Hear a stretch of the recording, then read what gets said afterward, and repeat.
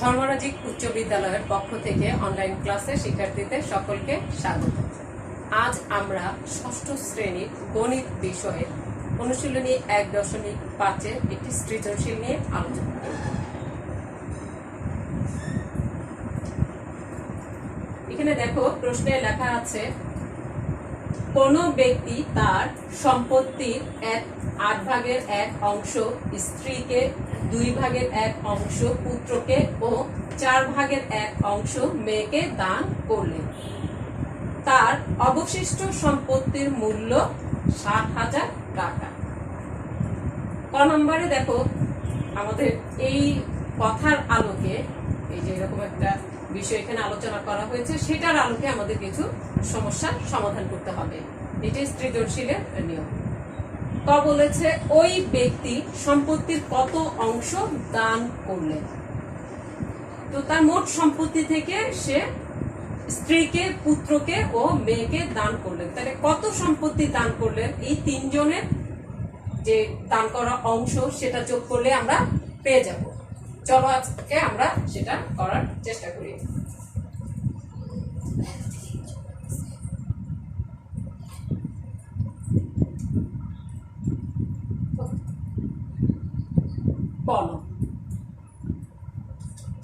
আমরা কি লিখতে পারি?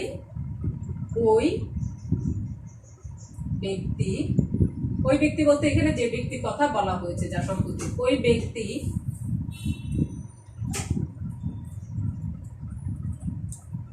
স্ত্রীকে, পুত্রকে ও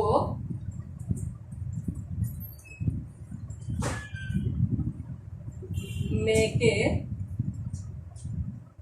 দান করলেন। এটা লেখার পরে আমরা যে ভগ্নাংশগুলো আছে সেই ভগ্নাংশগুলো যোগ করব। আচ্ছা, ওই ব্যক্তি স্ত্রীকে, পুত্রকে ও মেয়েকে মোট সম্পত্তি দান করলেন কত অংশ, সেটা লিখতে হবে আমাদের একটু। আচ্ছা, মোট দান করলেন,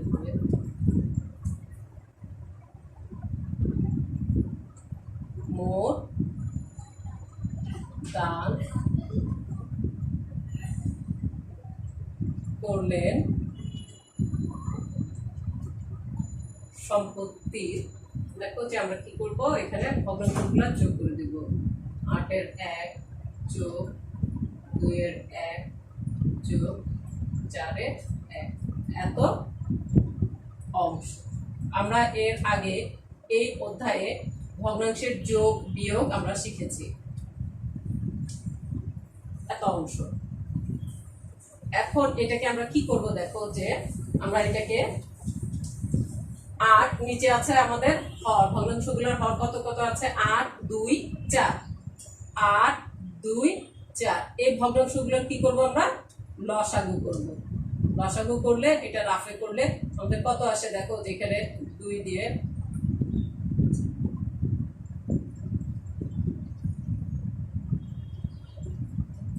আমাদের ভগ্নাংশের যে হরগুলো আছে তাদের আমরা লসাগু করব। লসাগু করলে আমরা কত পাবো, 8। ভগ্নাংশগুলা হরগুলোকে লসাগু করার পর আমরা কত পেয়েছি, 8। তাহলে এখানে কত লিখবো, 8।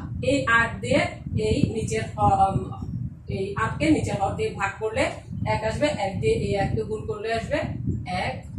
তারপরে দেখো যে এই 2 দিয়ে এটাকে ভাগ করলে আসবে 4, উপরে 1 এর সাথে গুণ করলে 4, এই 4 দিয়ে ভাগ করলে 2, 2। এটা আমরা মুছে দিই তোমাদের বোঝার জন্য। এইরকম ছোটখাটো লসাগুগুলো তোমরা মুখে মুখে করতে পারবা। এত অংশ, নিচে 8, উপরে 6, 7, এত অংশ। দেখো যে ওই ব্যক্তি সম্পত্তির কত অংশ দান করলেন। ওই ব্যক্তি স্ত্রীকে, পুত্রকে ও মেয়েকে সম্পত্তি দান করেছিলেন। স্ত্রীকে, পুত্রকে ও মেয়েকে মোট সম্পত্তি দান করলেন এত অংশ। তাহলে আমরা কি পেলাম, যে এত অংশ সম্পত্তি উনি দান করলেন। এখন আমরা আমাদের ক নাম্বারটা শেষ, এটাই ক নাম্বারের উত্তর। তারপর দেখো খ নাম্বার বলছে, তার মোট সম্পত্তির মূল্য কত। দান করা অংশ কত? 8/7। এটা আমাদের লাগবে, এটা আমরা এক পাশে লিখে রাখি। দান করা সম্পত্তির মূল্য মোট অংশ হচ্ছে 8/7, এত অংশ। বাকিটা আমি মুছে দিচ্ছি।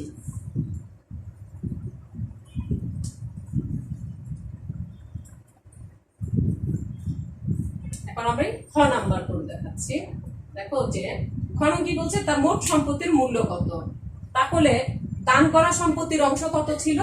দান করা সম্পত্তির অংশ হচ্ছে ওই ব্যক্তির দান করা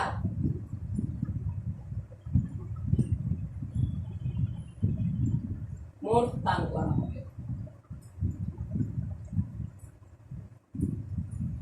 মোট দান করা সম্পত্তি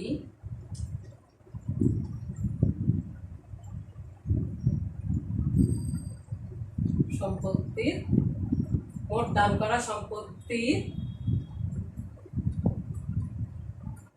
এত অংশ। মোট দান করেন হবে মোট দান করেন সম্পত্তির এত অংশ। তাহলে যদি আমরা সম্পূর্ণ সম্পত্তিটা একটা অংশ ধরে নেই, আচ্ছা ধরি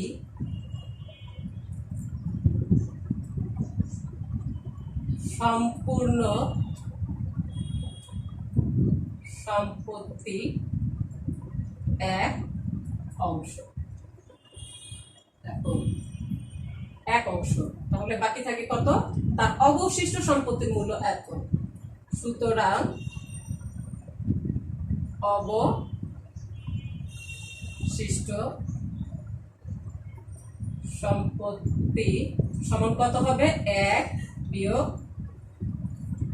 বিয়োগ 8/7 অংশ। তার যে দান করা অংশটা সেটা আমরা মোট সম্পত্তির অংশ থেকে বিয়োগ করে দিব, তাহলে তার অবশিষ্ট সম্পত্তির কতটুকু সেটা আমরা পেয়ে যাব। এখানে দেখো এটা পূর্ণ সংখ্যা, এটা নিচে মনে মনে 1 আছে, এটা কত হবে? 8 আর 1 এর লসাগু 8। এই 1 দিয়ে এটাকে ভাগ করলে আসবে 8, 8 দিয়ে এটাকে গুণ করলে 8, এই 8 দিয়ে 8 কে ভাগ করলে 1 আসবে, সেটা দিয়ে 7 কে গুণ করলে আসবে 7, এত অংশ।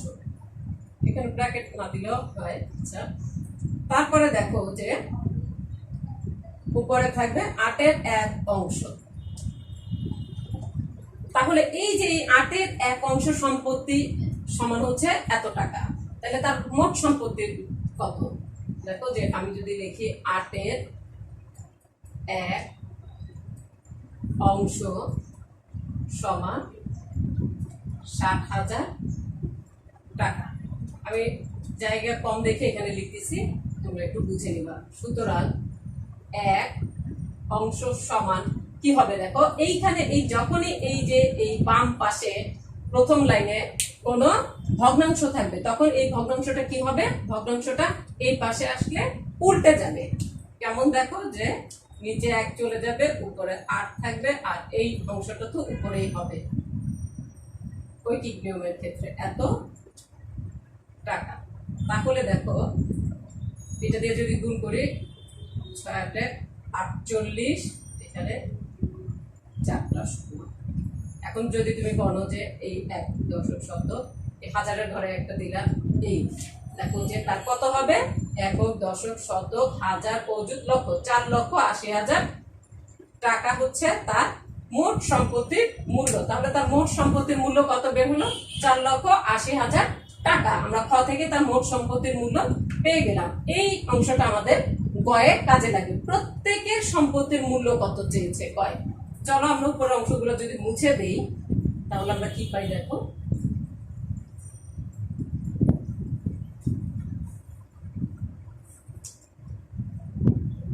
কলম যদি লিখি যে খ হতে পাই মোট সম্পত্তির মূল্য 4,80,000 টাকা। এটা আমরা খ হতে পেলাম। নিচের অংশটা আমি মুছে দিই। তারপরে দেখো বলছে প্রত্যেকের সম্পত্তির মূল্য কত। প্রত্যেকে, তাহলে স্ত্রীর সম্পত্তির মূল্য কত সেটা আমরা এখন বের করব। স্ত্রীর সম্পত্তি, যেহেতু আমাদের মোট সম্পত্তির মূল্য হচ্ছে এত টাকা, তাহলে কি লিখবো যে আমরা স্ত্রীর সম্পত্তির মূল্য কত। স্ত্রী কত পেয়েছে, এই যে এই টাকার 8/1 অংশ পেয়েছে, এই টাকার 8 ভাগ করে 1 অংশ সে পেয়েছে। তাহলে স্ত্রীর সম্পত্তির মূল্য, স্ত্রীর সম্পত্তির মূল্য সমান হচ্ছে 4,80,000 টাকা 8-এর 1 অংশ, এত টাকা।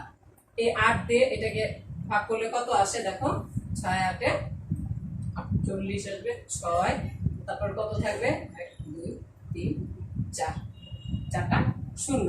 এটা খুব সহজেই তোমরা ভাগ গুণ করতে মানে কাটাকাটি করতে পারবা। এটা দিয়ে এটাকে কাটলে কত হয় 6, তারপর থাকে কত, এটা এটা যদি কাটো এখানে মানে ভাগ করলে এটা দেখো টোটালটাকে আমি কেটে দিলাম এই 8 দিয়ে, তখন তোমাদের এরকম আসবে এত টাকা। এটা তুমি ভাগ করে দেখাতে পারো। আচ্ছা, তাহলে দেখো যে এত অংশ পুত্রকে দিলেন, কত অংশ, এত অংশ পুত্রকে দিলেন। এটা আমি ধরো না কেটে যদি এইভাবে দেখা, 6কে কাটার পরে কত, এটা এখানে চলবে। আচ্ছা, তারপরে পুত্রকে, পুত্রের সম্পত্তির মূল্য, পুত্রের সম্পত্তির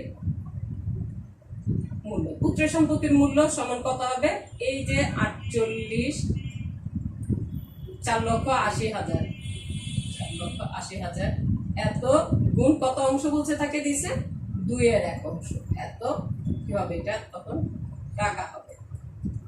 এই 2 দিয়ে এটাকে কাটলে কত হবে, 2 দিয়ে 48কে কাটলে কত আসে, 2 4 আর এখানে 4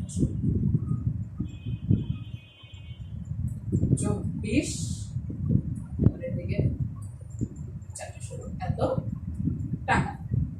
তারপরে দেখো বলছে মেয়েকে দান করলেন। এখন মেয়েকে দান করা অংশের পরিমাণ আমাদের কত হবে,